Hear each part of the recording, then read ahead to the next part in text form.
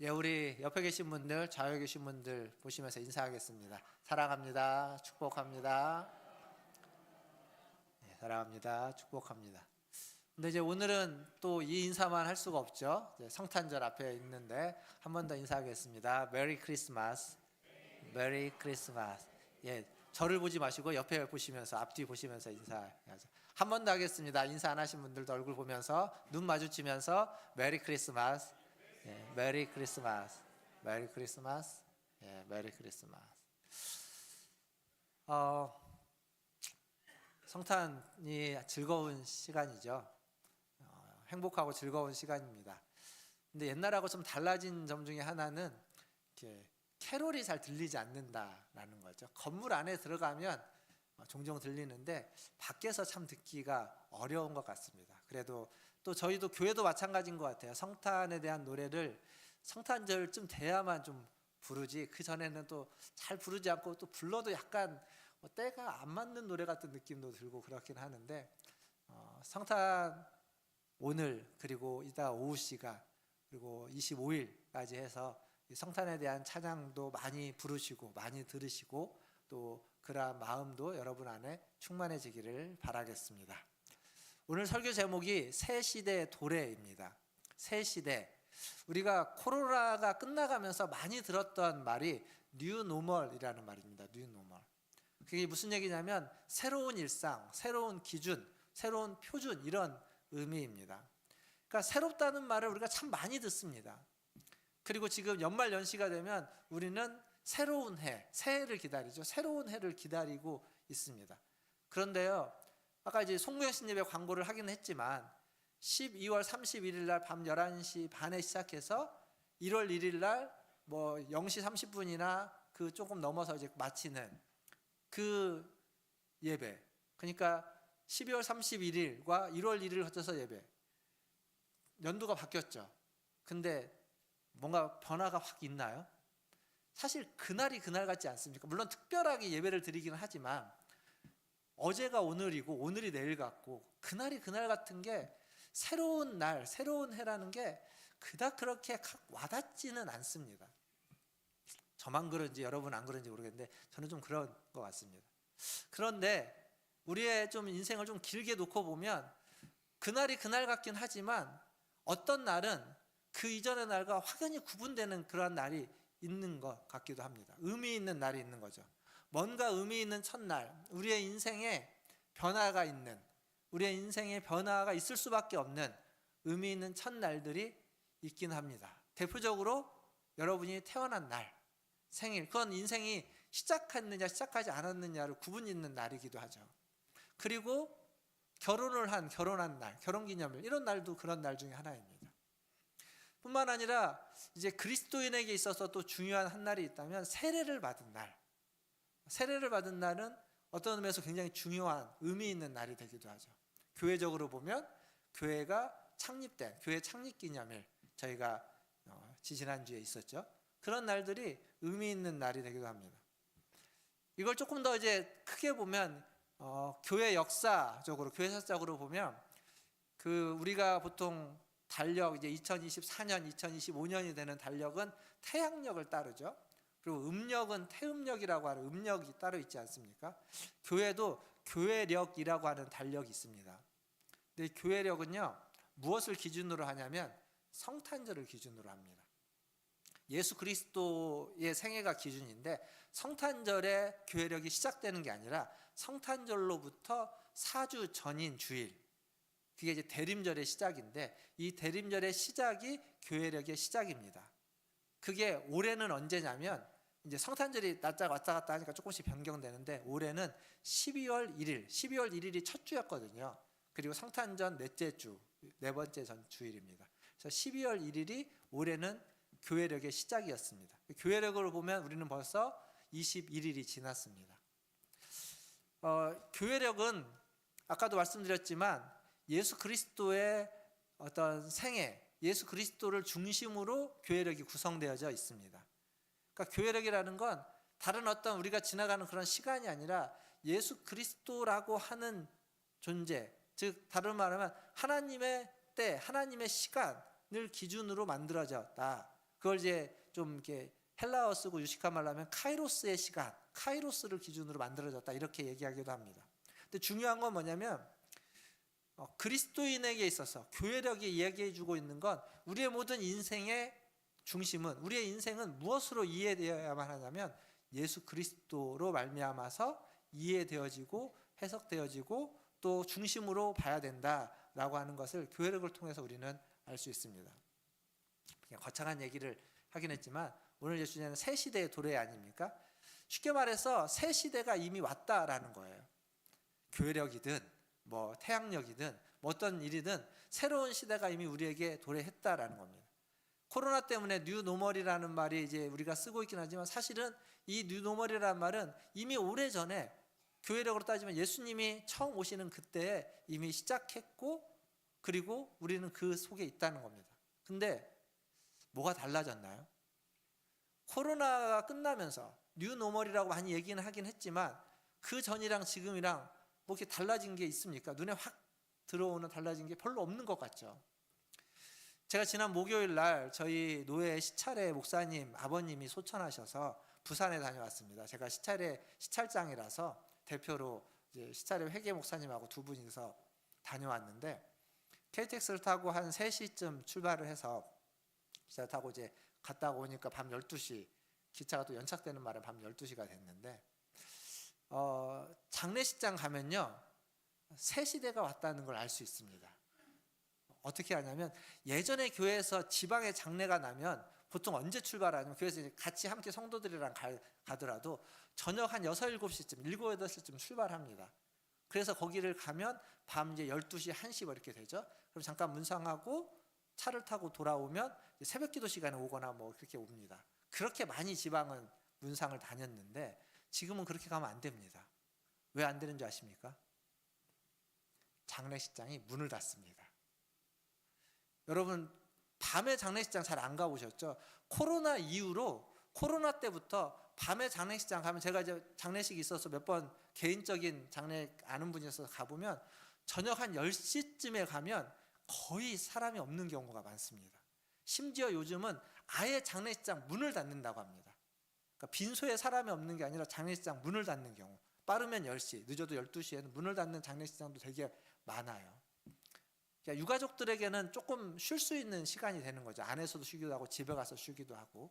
그런데 이게 우리가 모르지만 우리가 모르는 영역 속에서 이미 새로운 어떤 기준과 표준으로 바뀌어졌던 하나의 예입니다. 제가 장례식장을 얘기했지만 수많은 부분에서 내가 모르는 부분에서 새로운 시대가 이미 시작되었고 그렇게 우리는 살아가고 있습니다. 거기에 우리가 직접적으로 연결되는 사람도 있고 조금 거리가 있어서 전혀 인지하지 못하는 경우도 있긴 하지만 그렇습니다. 이 뉴노멀이라고 하는 시대에 과연 종교는 변화됐을까요? 교회는 어떨까요? 이전에 코로나 이전에 뭐 지금도 마찬가지지만 교회는 굉장히 공간을 중요시 생각했습니다. 예배당이 중요했고 또 예배당에서 예배드리면서 또 기도회도 하고 모든 사역과 활동이 교회 예배당을 중심으로 이루어졌습니다. 그래서 좋은 예배당 그리고 그것들이 더 의미 있고 가치 있는 것으로 여겨졌는데 근데 코로나 때 예배당에서 예배를 못 드립니다. 그러니까 이 물리적인 공간이 그 물리적인 공간에서 무엇인가를 할 수 없는 시기가 되니까 물리적인 공간이 아닌 새로운 공간을 찾았죠. 그게 이제 온라인이라고 하는 공간을 찾아서 그걸 통해서 신앙을 유지해오고 신앙을 유지하도록 지도하고 안내하고 하는 노력들을 했습니다. 그러니까 어찌 보면 코로나를 통해서 우리가 경험한 건 공간이라는 게 중요한데 여전히 중요하고 필요하지만 이전에 가졌던 만큼의 그것 아니면 안 된다라고 하는 생각을 좀 벗어날 수 있는 그러한 길이 열렸던 것은 분명합니다. 그래서 젊은 이들에게 또 많은 곳에서 공간을 넘어서는 어떤 활동들과 사역들이 일어나고 있습니다. 예수님이 이 땅에 오실 때 이제 성탄이니까요. 예수님이 이 땅에 오실 때 성전이 있었습니다. 그 성전에서 제사장들이 있고 또 서기관들이 있었습니다.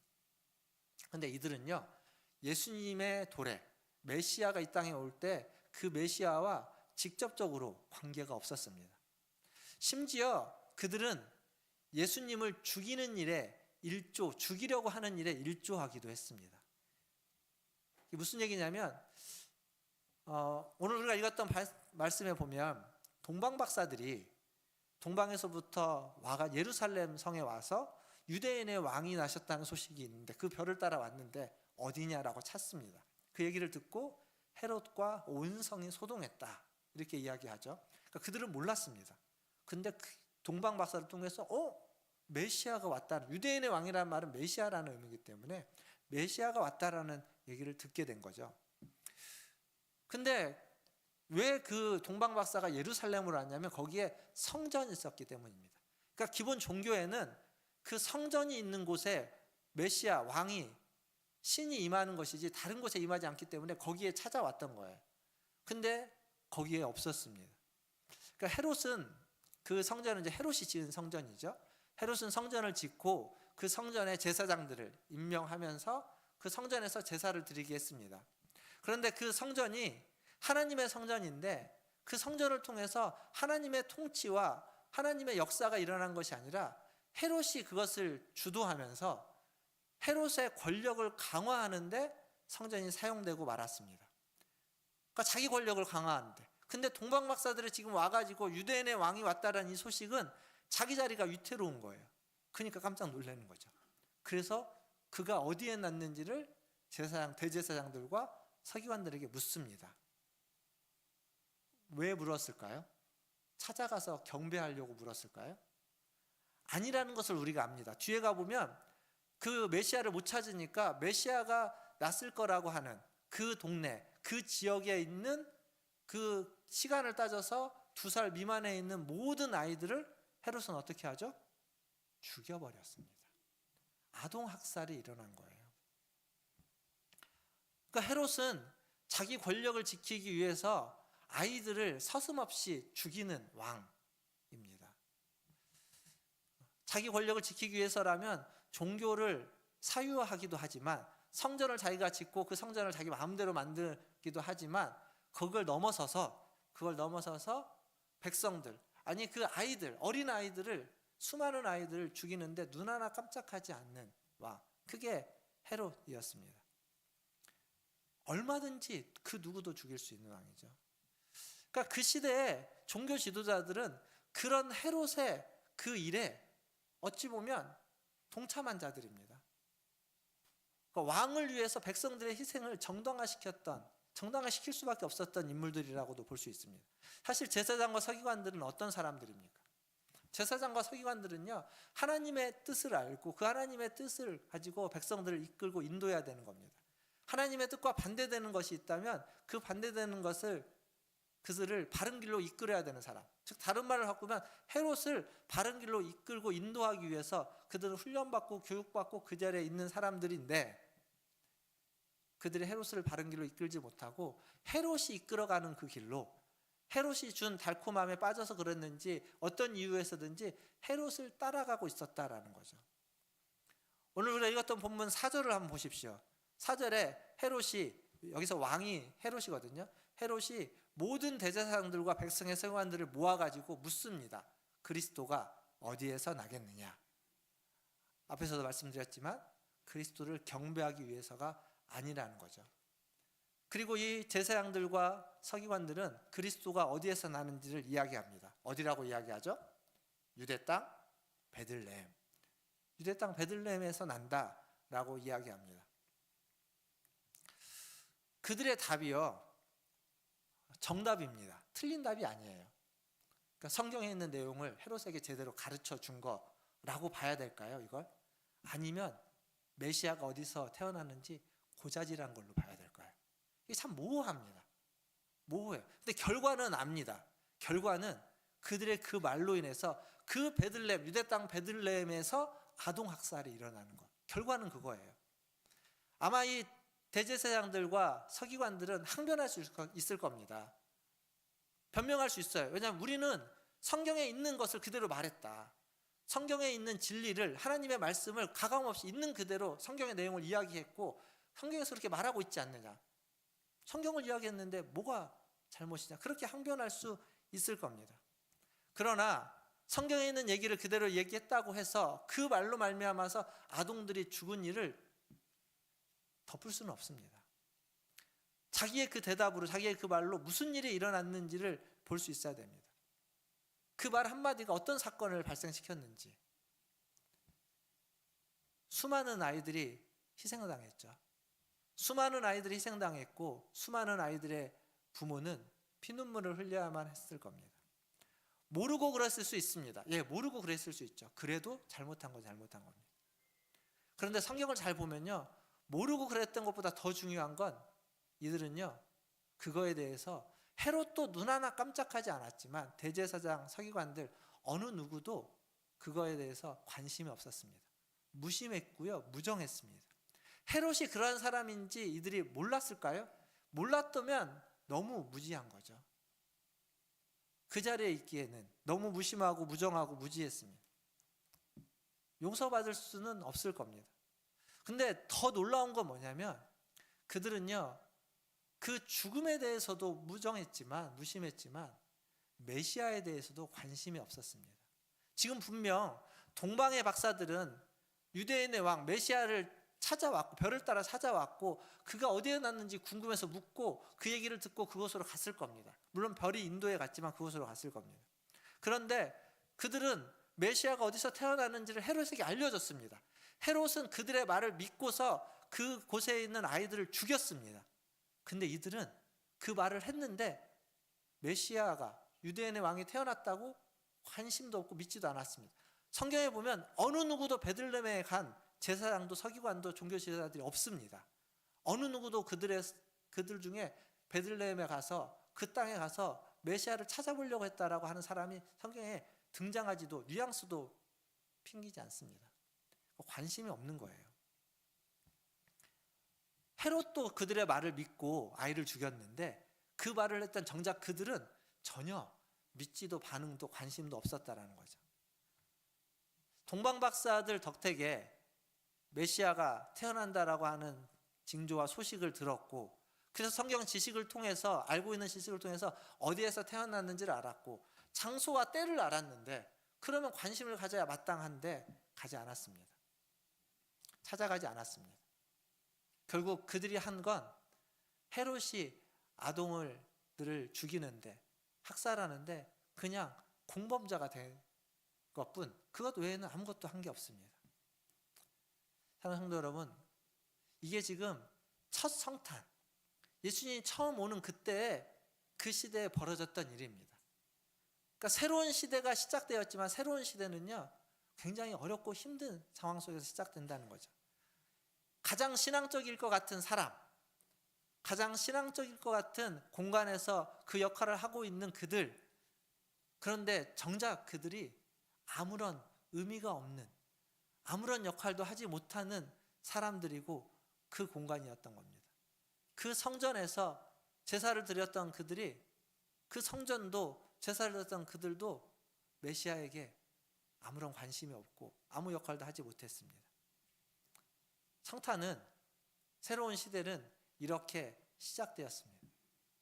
이게 우리가 기억하고 기념하는 성탄에 어찌 보면 우리가 숨기고 싶은, 우리가 잘 보지 않는 그러한 한 면입니다. 하지만 여기에 우리가 봐야만 하는, 주목해야만 하는, 우리에게 빛나는 면이 또 하나 있습니다. 메시아에 대해서 관심이 없는 유대인들, 관심이 없는 지도자들, 관심이 없는 하나님의 백성들이 있었지만, 그러나 유대인의 왕 메시아에게 관심이 있는 사람들이 있었습니다. 동방에서 온 박사들, 다른 말을 바꾸면 그들은 이방인들입니다. 멀리에서 유대 땅으로, 유대 땅에는 메시아를 기다리는 사람이 없지만 멀리 이방 땅에서 그 메시아를 만나서 경배하기 위해서 찾아온 사람들, 물론 그들이 그 메시아에 대한 어떤 개종을 하거나 신앙이 있거나 그런 건 아닐지도 모릅니다. 그들의 어떤 종교와 그들이 가지고 있었던 그 천체를 보는 걸 통해서, 아, 저 땅에 놀라운 유대인의 왕, 메시아라고 불리는 그 왕이 태어나는 걸, 그걸 알고 그냥 그들의 종교심의 발로로 찾아왔을지도 모릅니다. 그러나 중요한 건 그들은 달려왔고, 근데 이게 생각해 보세요. 자기의 종교가 있고 자기의 신이 있습니다. 그런데 다른 종교의 신을 찾아와서 경배한다는 건 이 기존의 종교, 가지고 있던 어떤 종교와 신에게는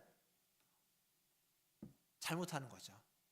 그러니까 동방의 박사들이 멀리 그 땅에서부터 여기를 찾아올 때에는 자기가 가지고 있었던 그 종교를 넘어서는, 자기가 가지고 있었던 지위와 어떤 그 힘이나 권세와 여러 가지 기득권들을 내려놓아야만 하는 그러한 부분도 분명히 존재했을 겁니다. 근데 그걸 다 포기하고 내려놓고 찾아온 거예요. 이방의 종교 지도자들이 그렇게 메시아를 와서 경배했습니다. 그런데 오랫동안 메시아를 기다렸고 오래전부터 하나님의 백성으로 불렸고 성전에서 매일매일 제사를 드리던 그들은 아무것도 하지 않았습니다. 그들에게서는 배울 게 하나도 없었고 이방의 종교 지도자들에게는 우리가 배워야만 하는 것들이 있었다는 거죠. 이 얘기가 이 성탄에 던지는 도전은 이런 겁니다. 제가 이제 성경에 있는 얘기를 풀어서 얘기하니까 그렇게 끄떡끄떡했지만 현실적으로 딱 돌아와 보면 이게 이런 얘기인 겁니다.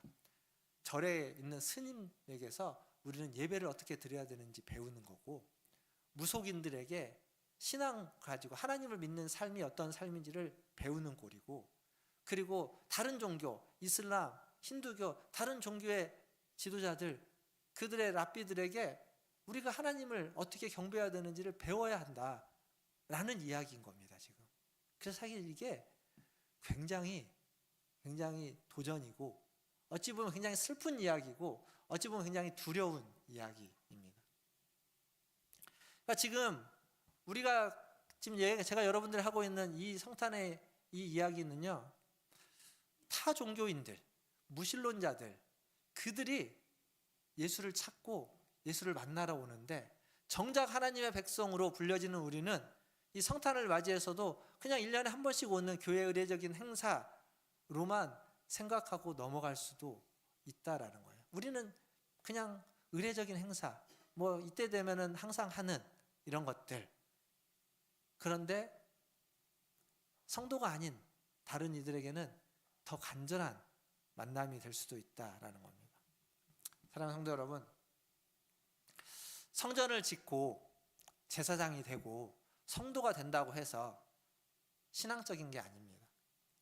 어쩌면 성전을 짓지 않고 제사장이 되지 않고 성도가 되지 않아도 그것들을 다 내려놓더라도 그리스도를 찾아오고 그리스도를 만날 때 비로소 우리는 진정한 신앙을 갖게 되는 겁니다. 그게 중요한 겁니다. 그러니까 지금 제가 막 앞에서부터 여러 가지 이야기를 했지만 사실 결론은 너무 단순합니다.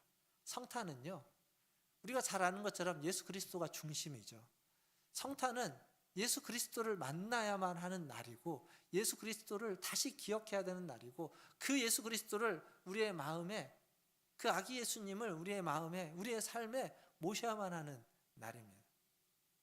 지금 그 얘기를 하는 거예요. 그 얘기를 하는데 우리가 그걸 너무 쉽게 그냥 간과해버리고 의례적인 행사로 치부할 수도 있다라는 겁니다. 사랑하는 성도 여러분, 성탄주일, 그리고 오후 시간, 그리고 수요일날 성탄절 축하 예배, 이 모든 시간들을 통해서 성탄에 오신 예수님을 바라보시고 예수님을 만나는 저와 여러분 다 되기를 주님의 이름으로 축원드립니다. 우리 한 구절 더 보겠습니다. 누가복음 2장 12절 말씀 하나 더 보겠습니다. 누가복음 2장 12절입니다. 자, 화면을 보고 같이 읽겠습니다. 시작. 너희가 가서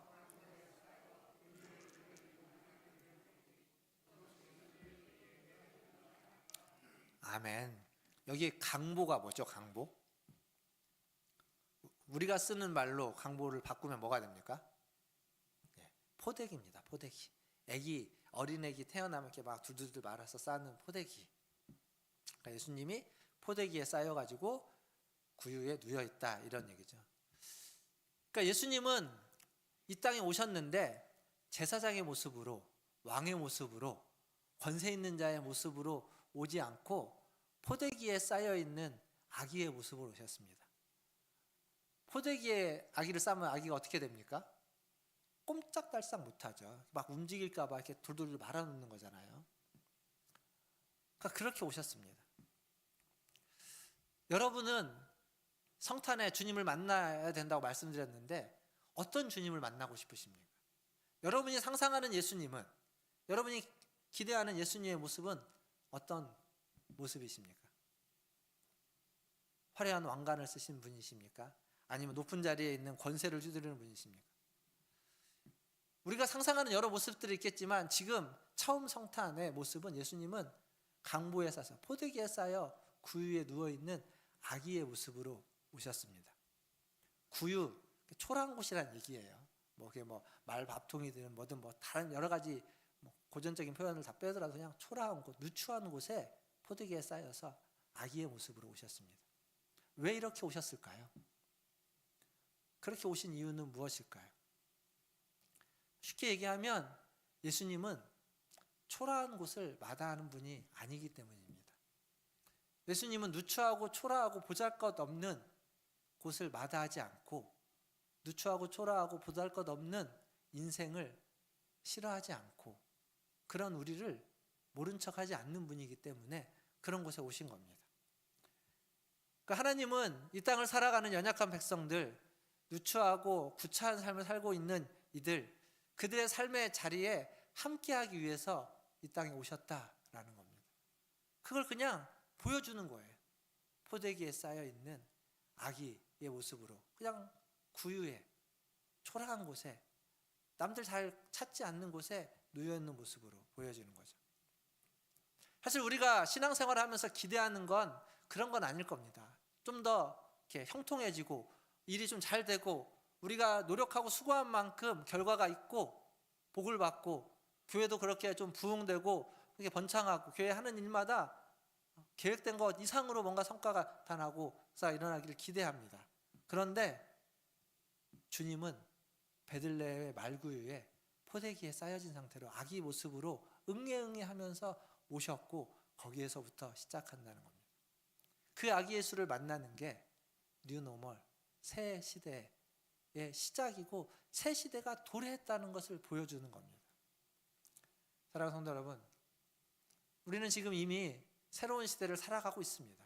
예수님의 오심으로 시작한 새 시대, 그리고 가깝게는 코로나가 지나가면서 수없이 많이 외쳐졌던 뉴노멀이라는 말 속에서 담겨져 있는 이미 시작된 경험되고 있는 새로운 시대, 우리는 거기를 살아가고 있습니다.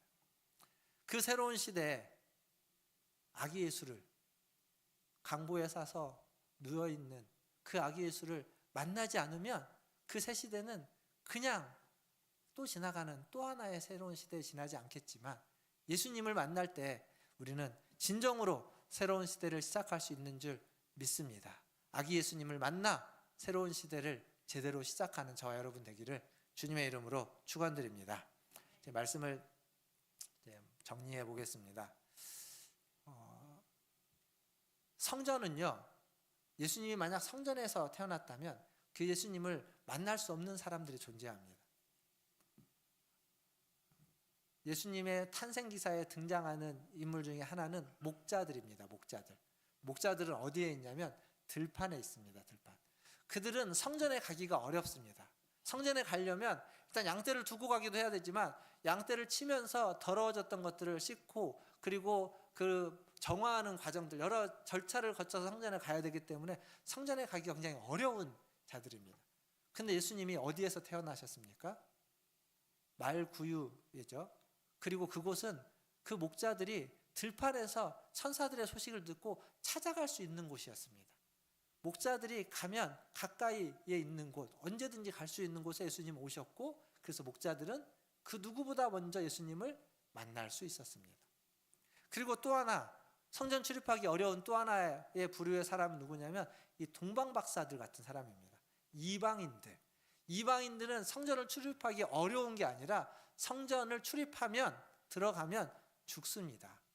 담을 넘어오면 죽는다는 팻말이 붙어 있어서 그 안에 들어갈 수가 없습니다. 그러니까 이 동방박사가 성전 앞에 왔어도 예수님이 그 안에 계신다면 그들은 경배할 수 없는 거였습니다. 그런데 다행히 예수님은 거기에 계시지 않았고 베들레헴의 말구유에 계셨기에 그 아기 예수를 동방박사는 가서 경배할 수 있었습니다. 그러니까 성탄절, 이 성탄의 첫 예배는, 첫 경배는 성전으로부터 멀리, 성전과 가까이 갈 수 없었던, 성전에는 갈 수도 없는 이방인들과 그리고 목자들의 이들에게서 시작되었다라는 겁니다. 자격이 없는 이들에게서 성탄의 첫 예배가 시작되었다는 거죠. 누추한 곳에 누워있는 아기 예수, 생각해 보세요. 누추한 곳에 누워있는 아기 예수, 혼자 누추한 곳에 고립되어서 외롭게 있는 사람들, PC방에서 집에서 문 걸어 잠그면서 게임하고 도박하고 그 모니터만 보고 있는 사람들, 그런 어려운 사람은 그냥 일상 속에서 매일 아침 새벽 찬 공기를 맞으면서 하루의 일을 위하여 아침 일찍 출근하는 사람들, 그리고 저녁 늦게 하루 일을 마치고 힘든 몸을 이끌고 오는 그들의 그 차와 그들의 발걸음들, 그 속에 주님이 오신다는 겁니다. 그 모니터 속에, 그 새벽 공기를 맞는 그 아침 속에, 그리고 그 외로운 그 골방, 누추한 그 골방 속에 주님이 오신다는 거예요. 그들을 만나도 그 누추한 곳을 마다하지 않는 분이라는 겁니다.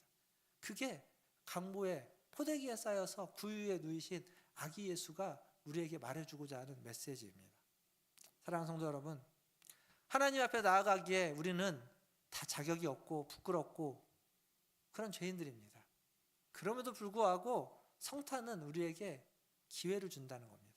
어떤 삶을 살아왔든지, 지난 밤에 내가 어떤 일을 했든지, 지금 이 동방의 박사들, 그들이 보여주는 건 주님은 그들의 예배를 받기 원하신다.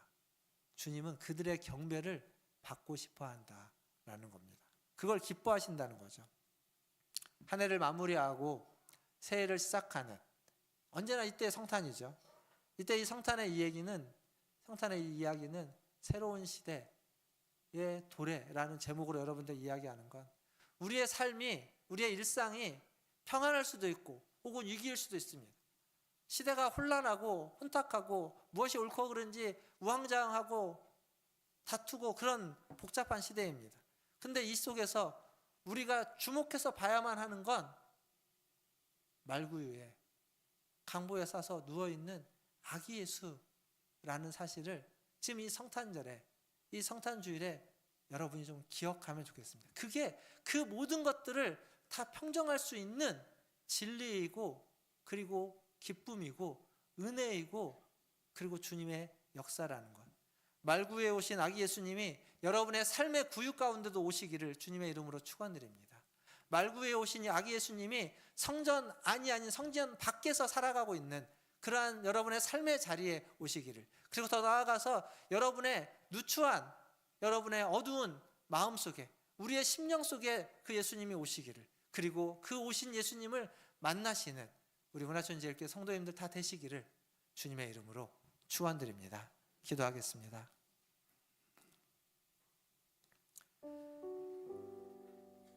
주님은 성전으로 오시지 않았습니다. 성전 밖에 오셨고, 성전 밖에 누추하고 초라한 곳에 오셨습니다.